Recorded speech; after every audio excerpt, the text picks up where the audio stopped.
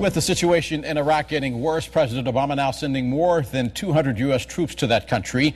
Diplomats from the U.S. and Iran now trying to find a way to defuse the crisis. It comes as more Iraqi cities are now under the control of the Sunni rebel group ISIL. Saklawiya and Tal Afur falling to the group on Monday. ISIL also controlling several other key cities, including Samarra and Tikrit. Randall Pinkston is in Washington. And Randall, the president now considering the military options that are being provided by his national security advisors.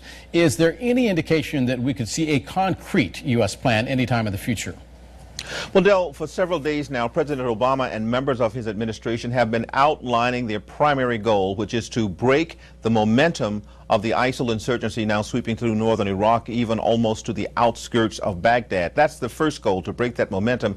And the next goal is to allow there to be time for Prime Minister Nouri al-Maliki and his team to work more cooperatively, to try to come together with Kurds and Sunnis so that they can share power.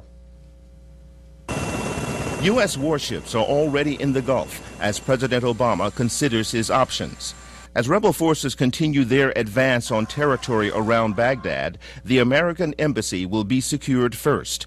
On Monday, the president notified Congress that 275 soldiers were being deployed to protect U.S. personnel, the sprawling embassy, and other diplomatic facilities.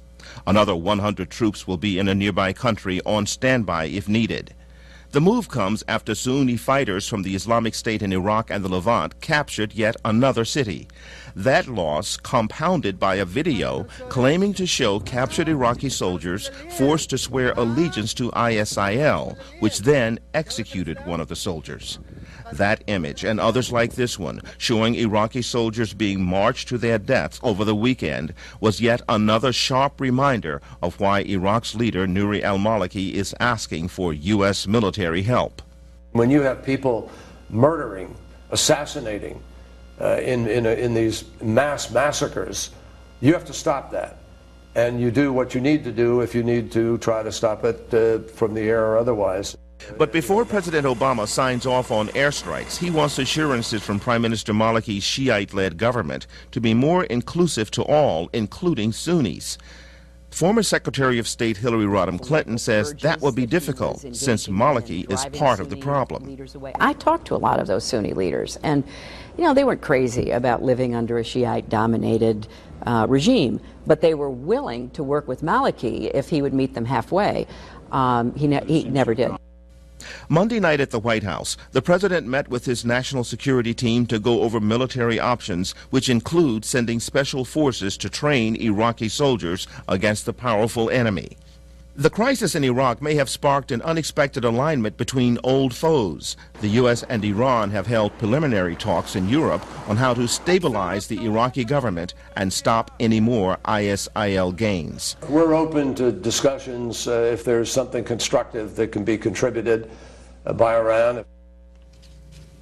The White House stresses that coordination with Iran over the Iraqi crisis does not mean cooperation on military matters. Del? And Randall, we're now hearing reports that the U.S. and Iran are set to discuss the conflict in Vienna sometime soon. What can you tell us about that meeting? Well, those talks are already underway. We understand the first of those talks happened Monday night in Vienna. The U.S. is looking to Iran for assistance in political matters, political assistance, not military assistance, to convince Iraqi leader al-Maliki that it is in his best interest to reach out to his political foes, especially the Sunnis. The U.S. believes that a unity government is the only way to prevent an all-out collapse of Iraq and a sectarian war, which would create an oil-rich breeding ground for al-Qaeda. Randall Pinkston for us live in Washington. Randall, thank you very much. Meanwhile, ISIL, or the Islamic State of Iraq and the Levant, making gains now, seizing more territory across Iraq. Their goal is to create a so-called Islamic State in that region. Imran Khan has more from Baghdad. Sunni rebels continue their advance in parts of the country. In Diyala province, in the main city of Bakuba, fierce clashes between the Islamic State of Iraq and the Levant fighters and Shia militias. Now, there is some confusing information coming out of Bakuba. There was an incident where 63 prisoners were killed when there was an attack against a prison there. The government is saying it was ISIL fighters. However, other sources are saying that it was the Shia militias. also more diplomatic and political moves here in the capital, Baghdad. The Iranians have sent in a key General Qasem Soleimani to advise the Iraqis on what options they may have militarily. Lots going on, but very little from the Iraqi military. So far, there's been no big military push into the territories that the Sunni rebels control.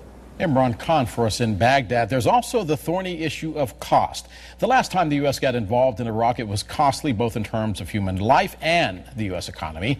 Al Jazeera's Mary Snow takes a look at the bottom line of battle. When the U.S. first sent troops into Afghanistan in 2001, declared a war on terrorism, and then invaded Iraq in 2003, it expected its mission and costs of the Iraqi war to be limited. The prediction was way off. The Bush administration projected in 2003 that the Iraq war would cost between $50 and $60 billion. More than a decade later, Congress has appropriated $1.5 trillion for operations in Iraq and Afghanistan. And defense spending has increased. In 2001, military expenditures made up 3% of U.S. GDP. It got as high as 4.8% before receding to the 3.8% where it stands now. Some economists say the costs are even higher. One report from Brown University's Cost of War project puts the true cost of the war in Iraq and Afghanistan between $4 and $6 trillion.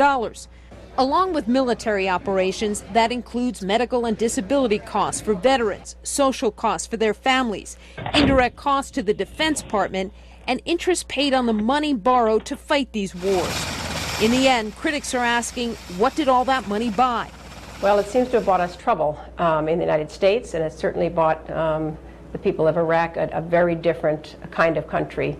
One that's really quite fallen apart as in comparison with the situation, however unpleasant it was in 2003 before the invasion. And given the current crisis in Iraq, it's likely the U.S. will continue paying. Mary Snow, Al Jazeera. And a programming note, coming up tonight, we're going to have a half-hour special on the crisis in Iraq. Iraq, Chaos and Collapse. That is tonight at 8:30 Eastern Time, right here on Al Jazeera.